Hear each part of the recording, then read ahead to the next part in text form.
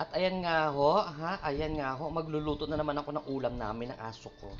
So, itong drumstick, lalagyan lang natin ng ganites. Ng parang siyang nilaga, di ko maintindihan yan. Tapos magluluto din ako ng dalawang sardinas. Ayan. So, yun ang dinner namin ngayong gabi, day. Oh, ayan. Oh. Kasi bukas mag-grocery tayo. Ah, para kasi mag-Holy Week, di ba? At ayan nga, huluto na. Charot. Oh, sarap-sarap niyan. Oh, parang ako masarap din. Oh. Susunod ko yung sardinas din. Mm. Oh, ayan, ready to fight na mamaya. Huh?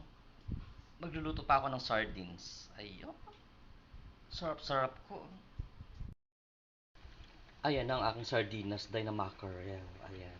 And then, ilalagay natin itong uh, repolyo, cabbage. Ayan, ganyan lang siya. Kasi para may konting gulay. Di ba?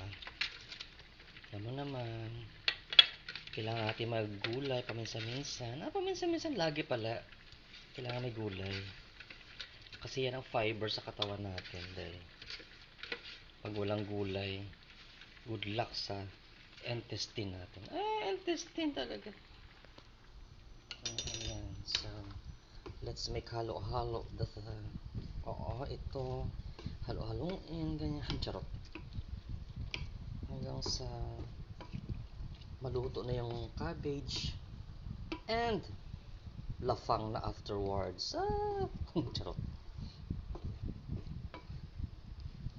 Talaga yan siya. Kaya maganda pag may mga ganitong ulam. Dahil mga simpleng ulam pero masarap pa. Sa inyo, anong ulam niya? Hindi naman ako sosyal eh, kaya ito lang ulam natin. Ha? So, ayun nga ho, luto na. So, it's dinner time. Yo, alam niyo naman ako.